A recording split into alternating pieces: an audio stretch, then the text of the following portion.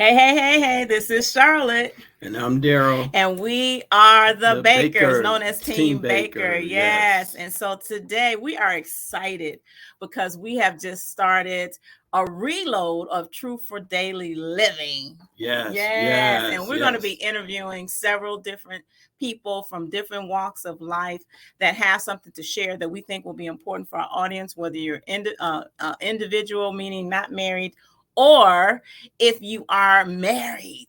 Our heart is to help those who are married, but these topics are going to go across the board.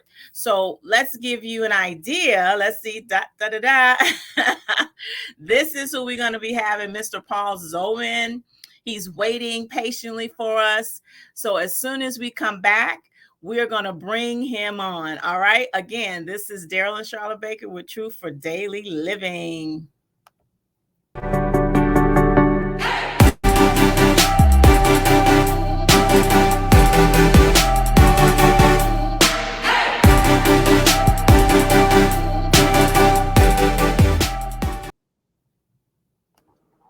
All right, he's here.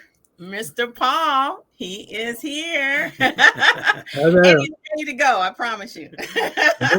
I'm ready. So we're so grateful for Paul being on our Reloaded Truth for Daily Living show. And so we just want to really start off by asking, who are you, Mr. Paul Zolman? Thank you, Charlotte and Daryl. I appreciate this opportunity. I've been in the financial industry for most of my life. At one point in time, I was a CFO of a public company. And in that accounting work that I've done, I've just tried to have a sense of feeling for people and their relationships, as well as for the numbers. A lot of people that work in the back room you think they have a green visor and that sort of thing. They have no social skills at all. I didn't want to be that kind of green visor type of financial assistant, that type of accountant or anything like that. So I tried to develop the personality a little bit, and I was grateful for my upbringing, even though it was a very adverse upbringing. I was in a home that was abusive, and you learn either what to do right the first time, or you learn what to do wrong or what not to do the first time around. So that was my learning path, is to learn what not to do. That's how I grew up. And yet, even at that, for many, many years, I blamed my father for anything that went wrong in my life or anything that went wrong within my relationships.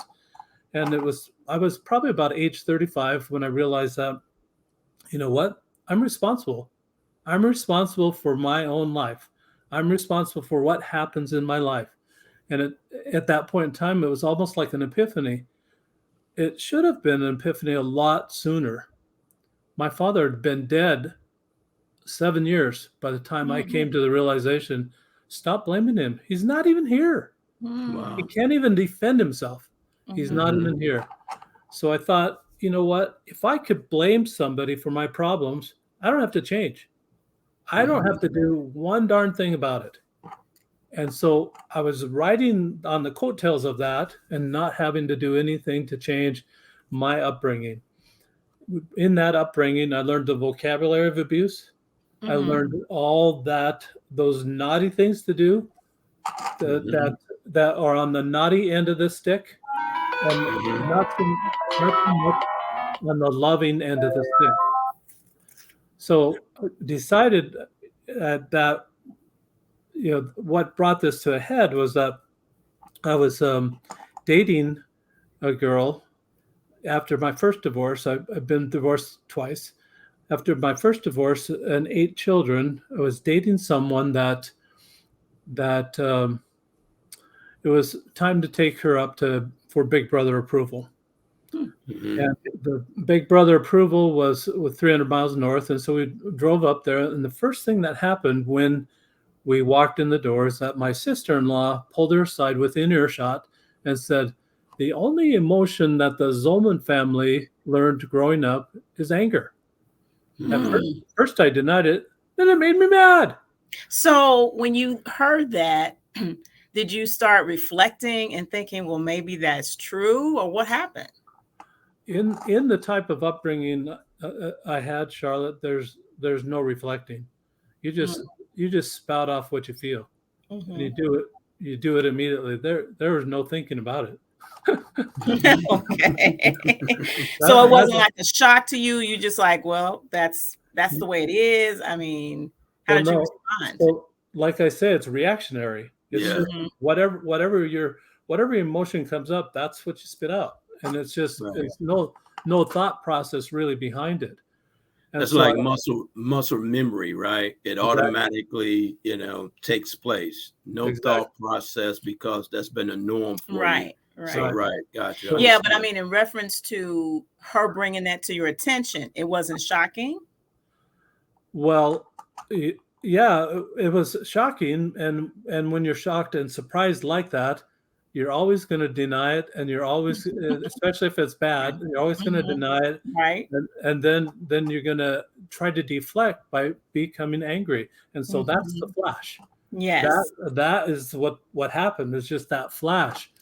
And so becoming angry actually was really kind of a good thing. How was that? Yeah. In what sense? What do you mean by that? I was angry mostly at the realization that she was right. And the fact of that pushed me in a direction that I really needed to go, and thought I'd gone there, but I hadn't really arrived there. So I started reading books like The Color Code and The 5 Languages of Love by Dr. Gary Chapman, and read them several times. I remember reading The 5 Languages of Love probably 4 or 5 times. I didn't get it.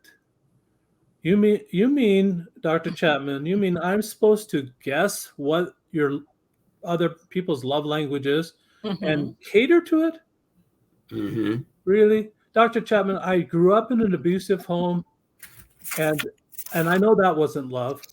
Right. But catering to somebody just because they tell you that's what they like? Yes. That sounds like more manipulation, and that's not love to me. Well, then take the survey, and then after you take the survey, you'll find out what love language I am. Yeah, what you're supposed to be. And then what? And then what? Good question. Hello, I'm gifts. What do you have for me today? I mean, it's so awkward. Well, how are you supposed to advertise that? How are you supposed to tell that without shaming or guilting someone into loving you? It becomes more duty bound at that point. And I'm sure it's unintentional pity parties that Dr. Chapman made that happen. Well, I told you how I like to be loved. Why aren't you doing it?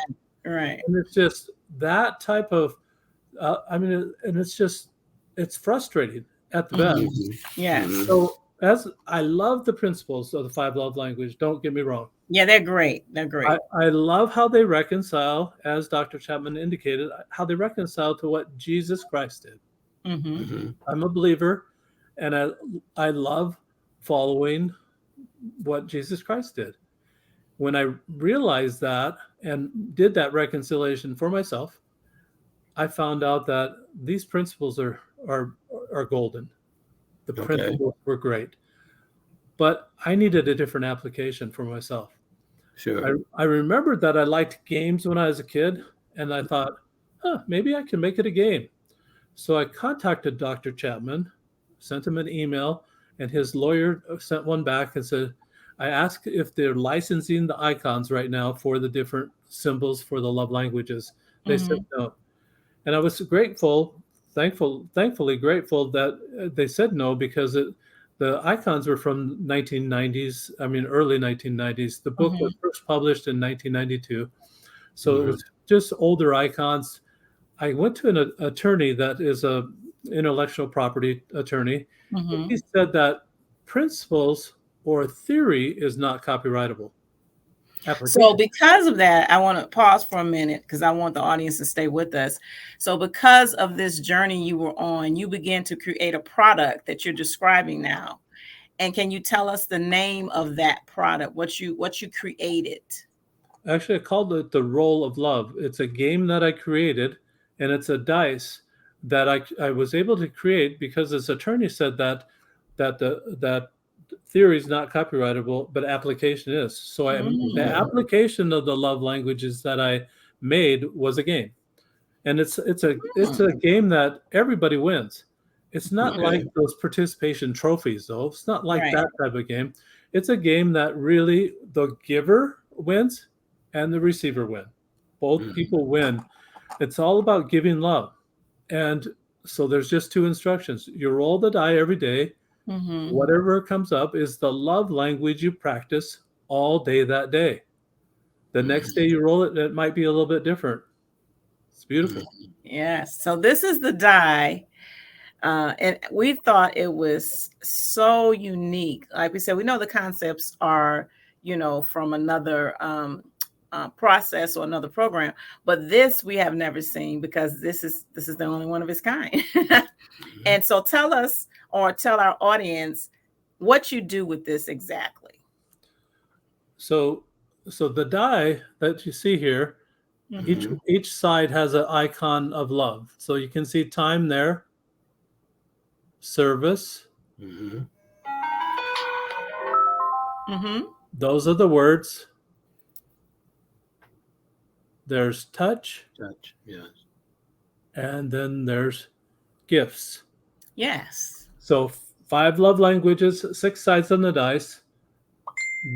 This one is surprise me. So on that day, you're looking for opportunity to surprise someone with kindness or love. And just any opportunity that you see. So the mindset, Charlotte and Daryl, is that you're watching for opportunities to love all day long to everyone. Dr. Chapman would suggest that you just do it to significant others, and that's great for a marriage, but you're not with that person all day long. Right. So really that becomes a part-time job, part-time love.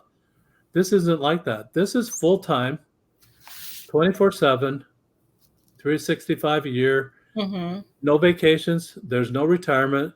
This is a mindset to love. And it's not that you can't have any vacations, but it's developing a mindset of love that it will energize you. It will bring you better health. It will bring you peace in your own life. It's just a better way to live your life. So how does that sharpen, not to interrupt you, how does that sharpen a person's ability to love others? What do you think it really is causing people to do when they roll that? I think Dr. Chapman has it right that most people will give away their love language because that they're thinking reciprocation, that's what they want coming back. But this is different. This is you're giving away all the love languages over a 30-day period. You'll have given away all 5 love languages. When you give it away, it improves your vision to be able to see it when it comes your way. And that's how it will improve any relationship that you're in. So a lot of couples struggle with this, Charlotte and Daryl, and you know this. They struggle with seeing each other's love language. What this does over a 30-day period is that you're doing the observation. The role of observation is what I call it. You're watching for those times where people light up. When they light up, you don't have to give them the survey to say, what's your love language? When they light up, that's what they like. That's good. Right. That's good. And that's how you take a mental note of that and wash, rinse, repeat. Do it again. Do it over and over. That's what they like. And then you just keep watching for opportunities all day long. So if you're doing service all day long, you're doing it to everybody you come in contact, or you're watching for opportunities to do service all day long. So it's unconditional, and then it's unselfish love as well, because you're not necessarily expecting anything in return, but you're just demonstrating the love, and then you want to make sure that you're expressing that, and also that you're able to make some type of connection as well. Absolutely. So there is no. You're absolutely right, Daryl. There is no expectation coming back. You don't know when it'll come back. let me distinguish that even a little bit more here. If you invest in anger and send anger out, guess what the return on investment is? Anger. Immediate. Immediately. It comes right back. And is that what you want? I don't think so. So Right. you put this love into a piggy bank. You send it out, you send it out, you send it out, send it out, and trust that it's going to come back. It will. It absolutely will. But you can't have your pity party and say, well, why aren't you doing it? You can't do anything like that. You can't have that little whiny voice. You can't.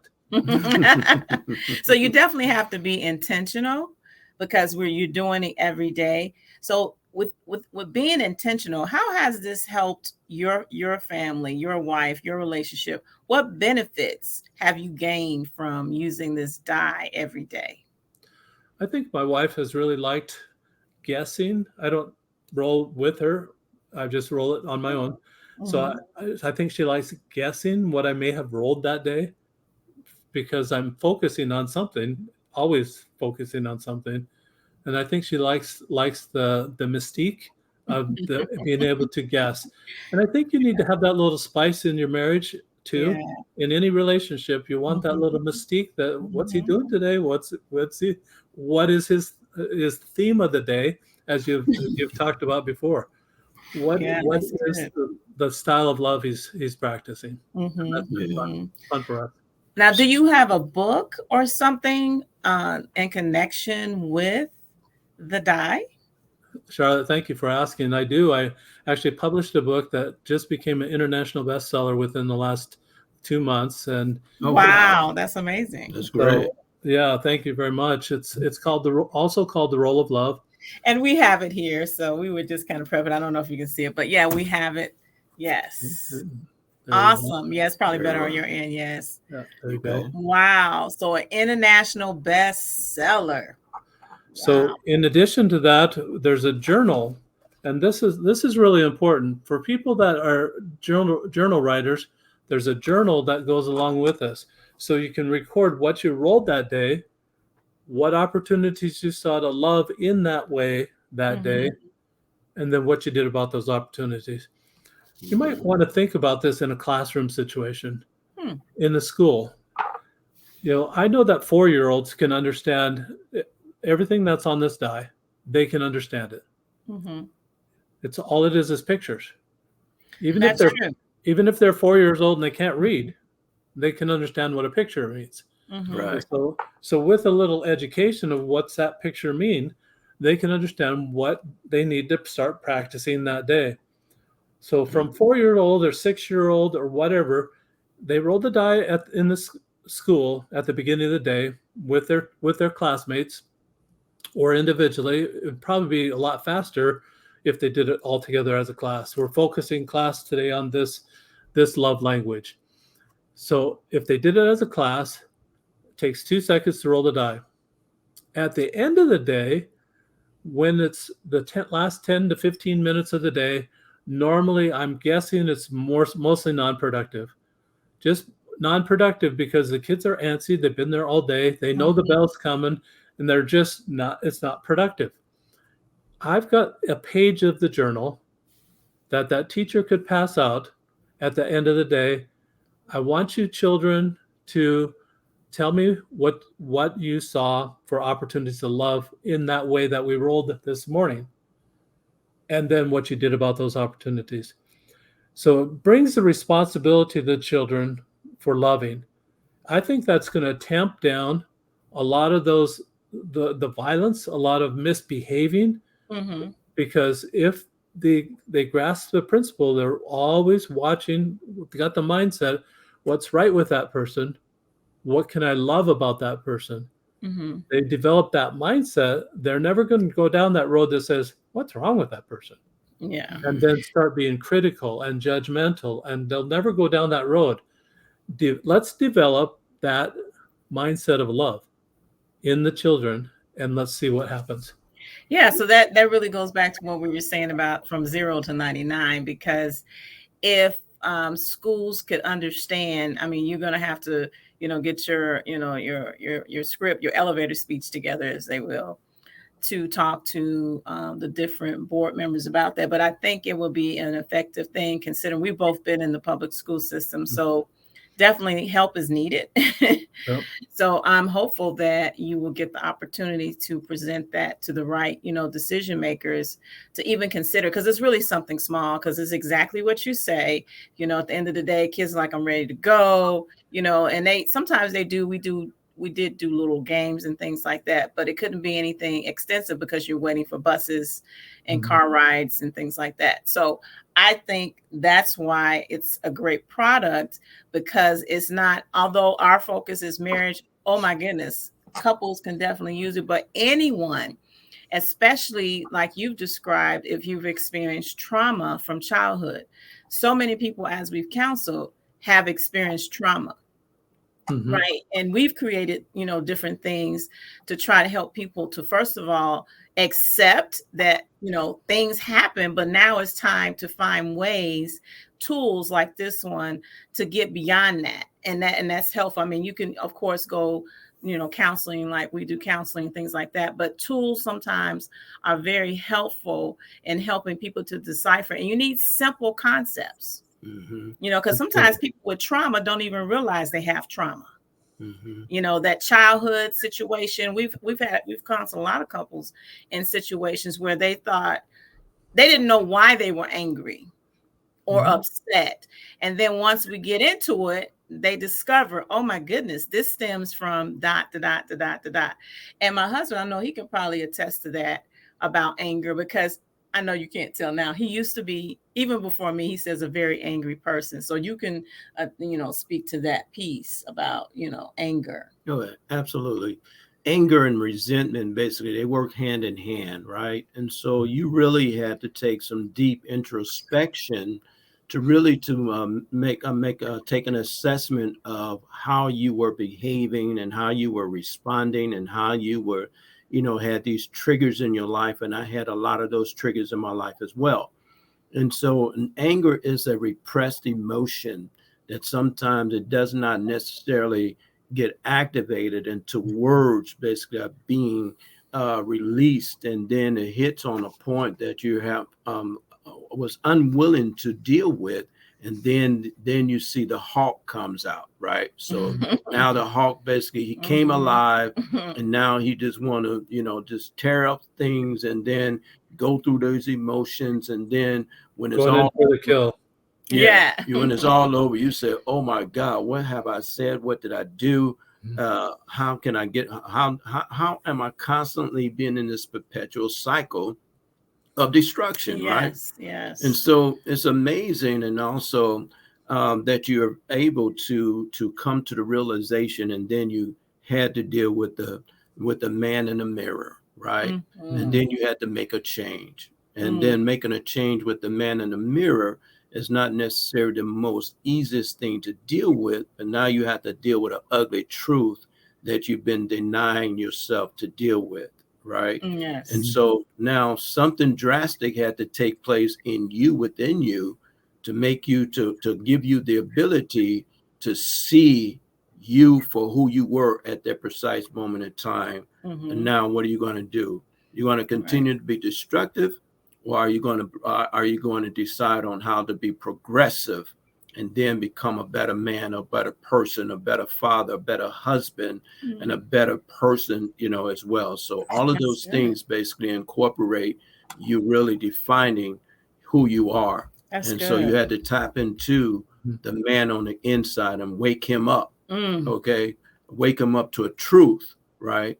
That you have not necessarily been accustomed to, but now you come to this crossroad.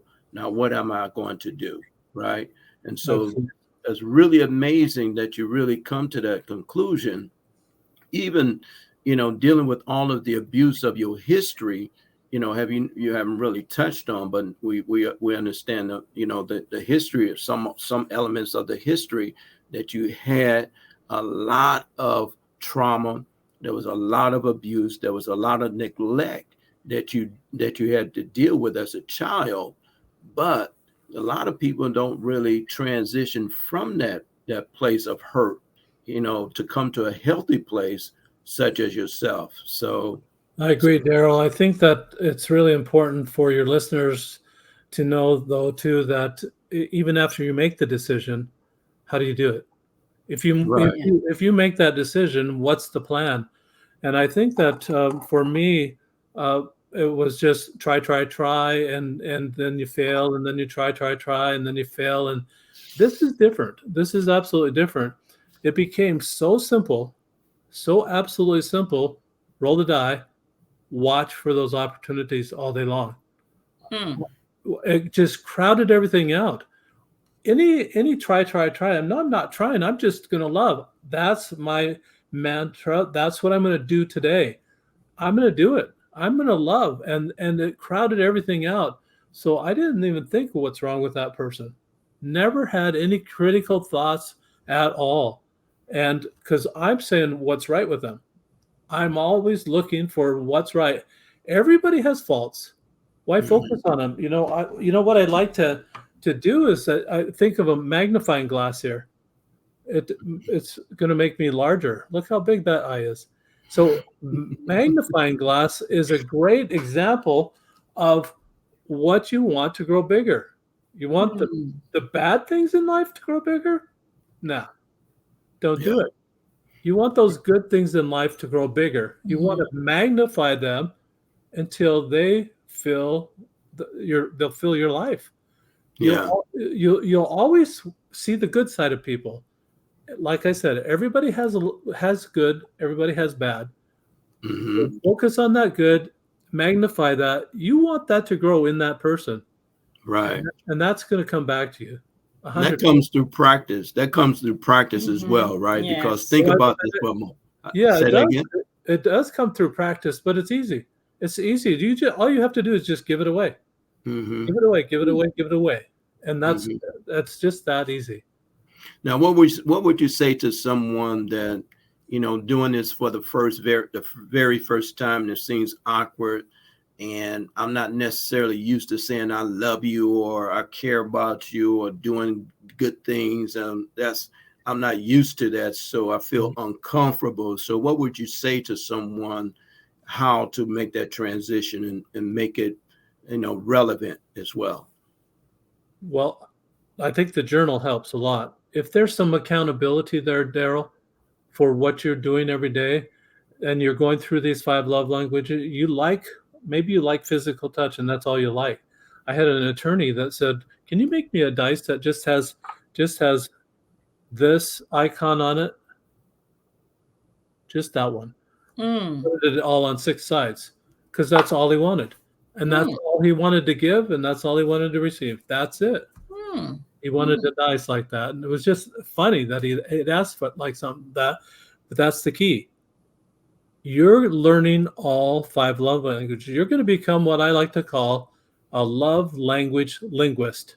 I like that. Yeah. Sexy title. You want to put it on your resume, Daryl? Yeah, okay. yeah. Let's put that on. I'm going to borrow that. Okay, I appreciate that. Love language. So so you're moving toward that becoming that love language linguist where all 5 love languages to give it away. Yes. And by doing that, you are going to be in those out of the box comfort zone. You're going to be out of that comfort zone of your normal activities of giving it away. But think of the benefit. You're going to be able to see it when it comes your way. You're going to get that sexy title, love language linguist. You want that. Okay. And you're going to be able to have a whole lot better relationships because it's just going to be a better life. You're going to find out what people like. If you just only give out what you like, it's going to be so hit and miss that you'll not find out what other people like. Right. So are you planning to sorry to interrupt there. I'm sorry. Are you planning to like showcase this like in a workshop setting or a webinar? What are your goals to get out to the masses? Absolutely. Eventually I'll get to that point. I'm developing some other things right now. I've got an app that I'm working on that so people can just hit the button on the phone and it'll roll the die for you. Wow, that's good. That's cool. And so and then it'll bring up maybe a scripture, maybe a quote from a famous person about that particular genre for the day. And then it'll bring up maybe 4 or 5 suggestions of what to do on that day. So that's the project right now. I will eventually get to working in workshops and try to role play, try to see if people can detect what love language is that they're practicing. What would you give to that person because they lit up?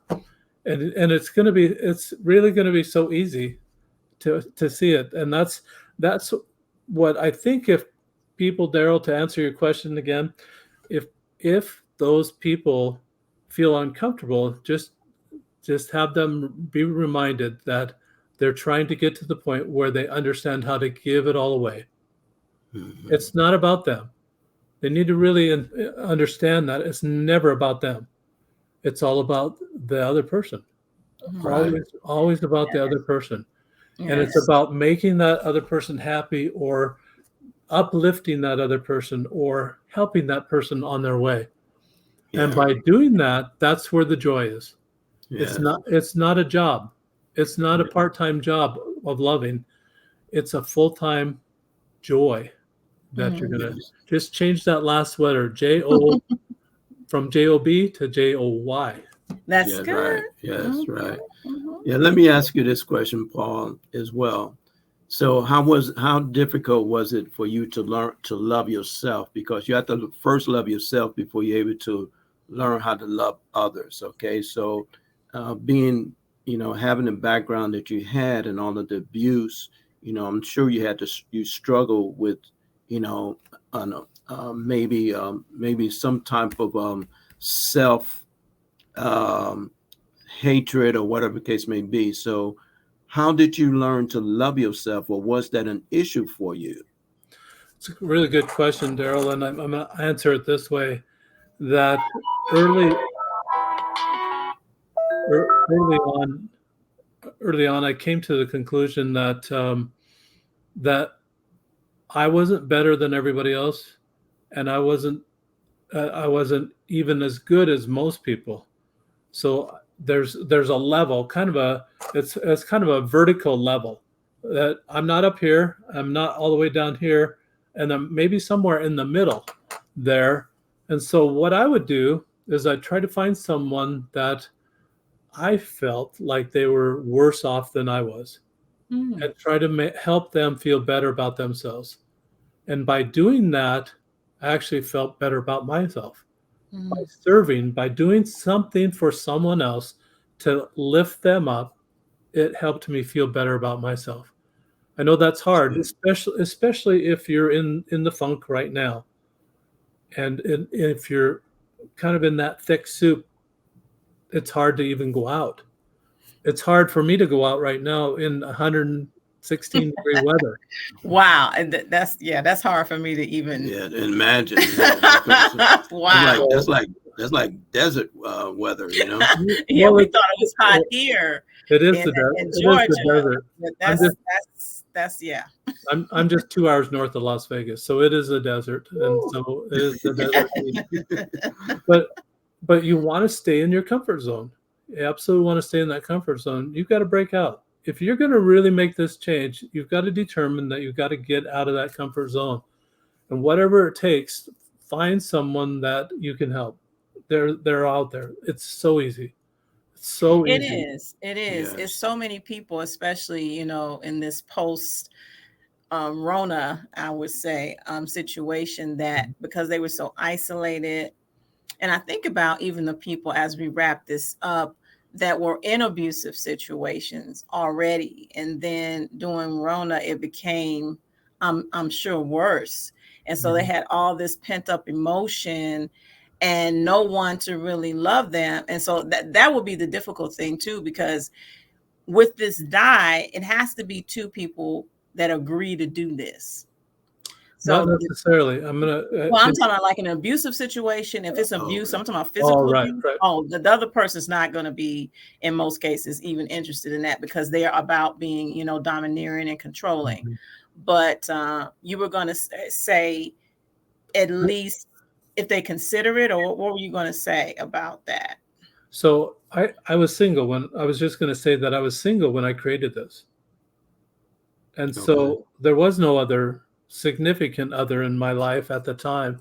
So maybe it was easier that way, that it wasn't as complicated to try to teach someone else to use it. And if they don't want to use it, they don't want to use it. And you really can't force that, because you're back to that abuse part of the situation, that you're controlling someone, you got your thumb down on them. That's not going to work. No. If people really are reasonable and they want their situation to change, this is a great encouragement for them.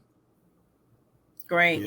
Yeah, this is wow. So this is definitely, like I said, we like using tools, and then, with Truth for Daily Living, bringing people on who are really preparing or are impacting the world already. So we really see this as being something that's going to spread, like they say, like a wildfire, once people understand how, it's simplistic, but so effective. And as people begin to realize that it's not about living a selfish life, whether you're single or married, it's about being selfless, and how this is a selfless act, saying, I'm going to roll this because I want to see what I want to give today. Absolutely. And so many people in relationships that we've seen, a lot of people we've seen get married for the wrong reasons. And it's never about being selfless. It's about gimme. I want this, I want that. So I think we talk about this, you have to be intentional. And we talk about, one of our taglines is enriching your marriage one day at a time. And that requires you to be intentional.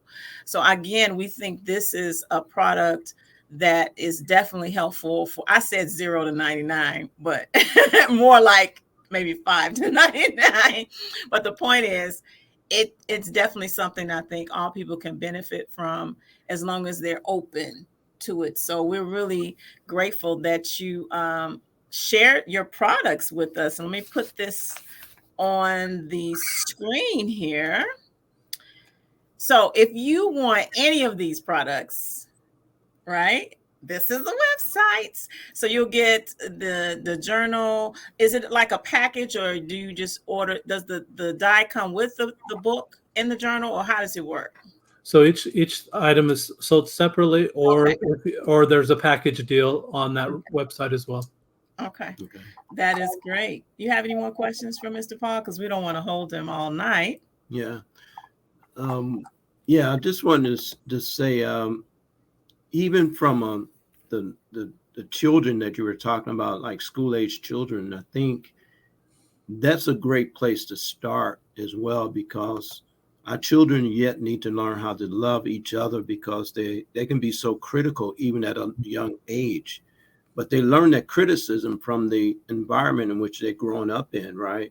Absolutely. And so we're able to, change the environment and make it more conducive for our children to love at an early age. And then as they growing up, and then our society will become better as well, because now they are exercising what true love is. And that's the greatest weapon that humanity have, is love, right?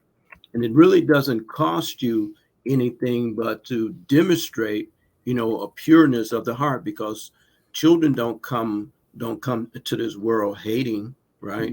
They come basically innocent, and then they come as a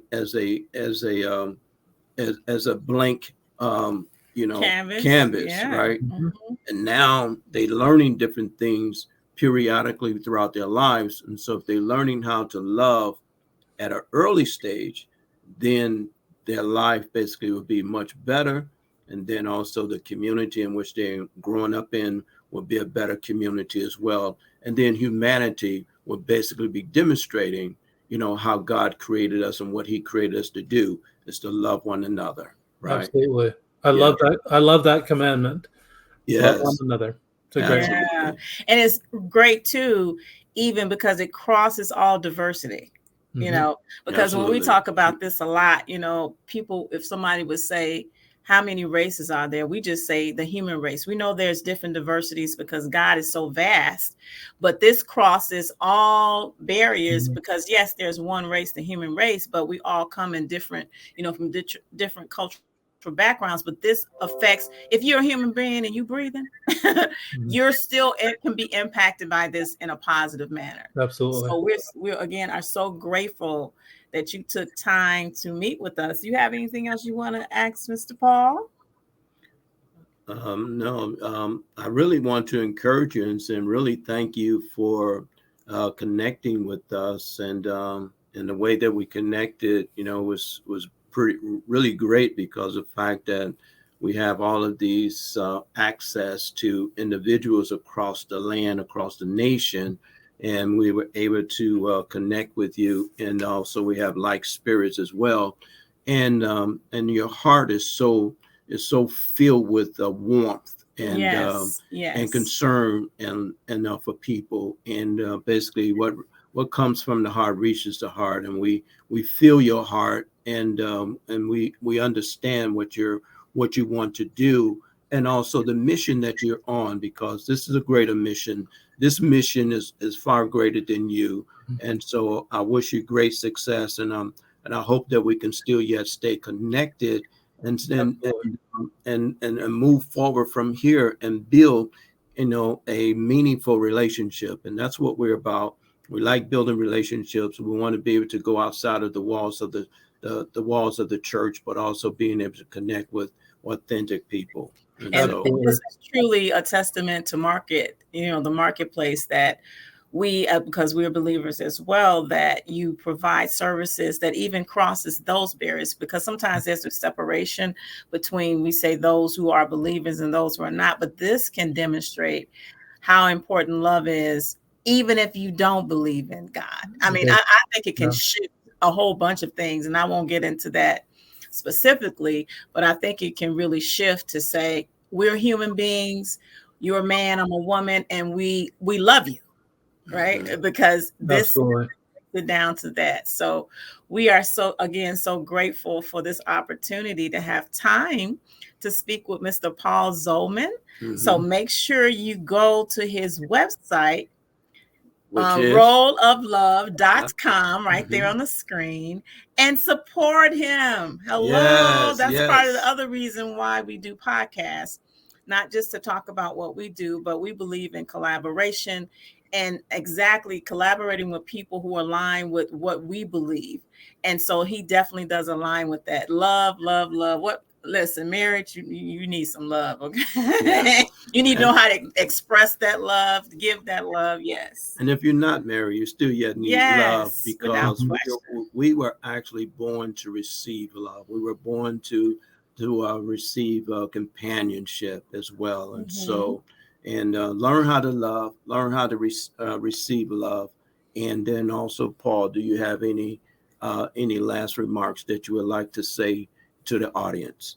Absolutely. Thank you, Daryl and Charlotte, for all that you do. And I know that you are advocates of love, and that I feel that same warmth from you. I appreciate that.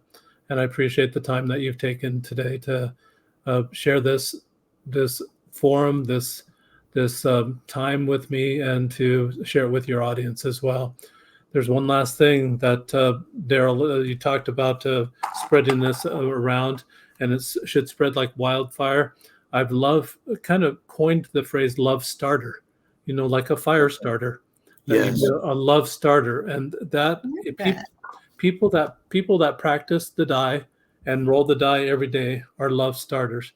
They don't know what's going to happen that day. All they know is that they've got the determination to love all day that day, and watch for opportunities to love in that way. They're going to start a fire. They're going to start that fire of love in someone. And when you start the fire of love, it will spread. Same thing with anger, though. If you are angry with someone and you're having a bad day and you pass it on, it's just like the slug in the shoulder in the lunch line. pass it on, and pass the love on, and be a love starter. Amen. Thank you again for all that you do. I appreciate this time. Thank you. And we will definitely be in touch. We appreciate you, and we will definitely continue to share this information with our community at different times. And so we're not going to hold you. We're going to release you. We hope you enjoy the rest of your 116-degree weather. That is like, wow.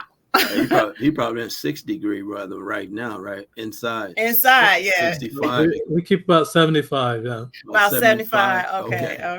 Okay. Well, we just say blessings to you. We thank you so much, and we will be talking to you soon, okay?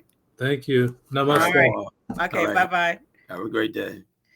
So we are, yes. We are so grateful for the interview with Mr. Paul Zolman. So make sure you check out, first of all, be a love starter. That's a good way to end this episode, right? He talked about being a love language linguist, which was great. And then remember his website, Roll of Love, because we're all about, again, collabing and sharing information that we believe will be valuable. But we want you to also make sure that you comment, like, subscribe to our YouTube channel, Marriage Enrichment Team Baker. We're there. We've been there, and we hope you enjoyed this episode. And we wanted to bring, just to let you know, bring up some other attention to this, to make sure you check out our previous episodes, because we talk about different things as it relates to marriage and business and doing business together. So make sure you go to, again, our YouTube channel, which is right there, and it's called Business Matters Series. So you'll see a number of things that we've talked about over time, and we hope you will enjoy those and take them to heart. Okay. Anything else you want to add, babe, before we? No, it's been a great time to share this time with you, and also we had the privilege and the opportunity to connect with Paul Zolman. So it was a great time, and so we hope that you were able to glean something from what was spoken and what was released tonight during this episode, and be able to implement some of the things that he was talking about, just sharing love and sharing your heart. And if you're able to get some of the products that he's offering, take advantage of that as well. So, all right. So we're going to have more episodes coming forth. Make sure you, even when you comment, like, and subscribe, let us know you like to give us a thumbs up. Also, if you have some particular topics that you would like for us to discuss, we will do our best to see who we can find to help us with it, or we may just talk about it ourselves, depending on what it is. But we're going to have, again, some more guests that we've connected with. And I'm so grateful for connecting. Sometimes it's really good to get to know people that you don't know, expand your reach. So we're grateful for that part. So we're going to be, I think that's what we're going to end, right, babe? That's what we're going to end. All right. So I'm Charlotte. And I'm Daryl. And we are Team Baker. And remember, this is True for Daily Living with Team Baker. And catch us on the other side. You're going to see us on another episode. Real soon. All right. Take care.